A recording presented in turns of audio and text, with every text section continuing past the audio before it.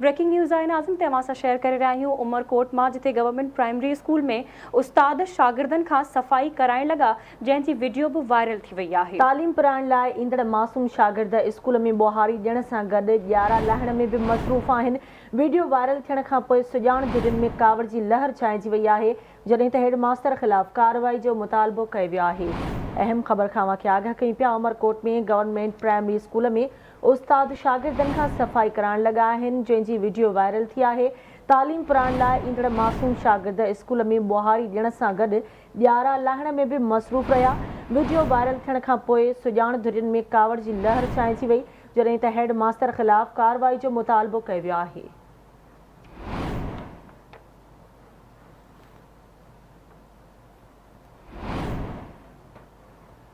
उमरकोट में खबर है, जिथे गवर्नमेंट प्राइमरी स्कूल में उस्ताद शागिर्दनि खां सफ़ाई कराइण लॻा, जंहिंजी वीडियो बि वायरल थी वई आहे। तालीम पाराइण लाइ ईंदड़ मासूम शागिर्द स्कूल में ॿुहारी ॾियण सां गॾु ॾियारा लाहिण में बि मसरूफ़ आहिनि। तफ़सील ॿुधाइण लाइ असां लाइन ते मौजूदु आहे उमरकोट मां आवाज़ न्यूज़ रिपोर्टर नज़र समेजो।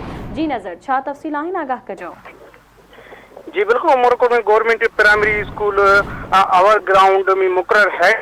स्कूल के शागिर्दनि खे जेको आहे सफ़ाई कराइण लॻो ऐं वीडियो वायरल थी वई। हेड मास्टर जो तैलीम पाराइण लाइ ईंदड़ मासूम ॿारनि खे स्कूल जी ॿुहारी कढी ऐं ॾियारा लाहिण में मसरूफ़ आहे ऐं उस्ताद पढ़ाइण बदिरां जेको आहे चंग मुर्सी करी ऐं करण में रुधल आहे। ऐं चानिया चौक जे जेको उमरकोट ते क़ाइम government primary school our ground में जेको मुक़रर हेड मास्टर हमीर मुस्लिम बजीर जेको सफ़ाई जो अमलो हुअण जे करे शागिर्दनि खां बि स्कूल जी सफ़ाई कराई रहियो। तैलीम पाराइण लाइ ईंदड़ मासूम जेको शागिर्द आहिनि उन्हनि खां जेको स्कूल जी ॿुहारी कढी ऐं ॾियारा लाहिण वारे अमल में शागिर्दनि जे वालिदिन ने सख़्तु कावड़ जो इज़हार कयो आहे ऐं सूबाई वज़ीर तैलीम जेको सदर शाह ऐं तैलीम खाते जे ऑफिसरनि खां जेको आहे उस्ताद ख़िलाफ़ कार्रवाई करण जो मुतालबो कयो आहे।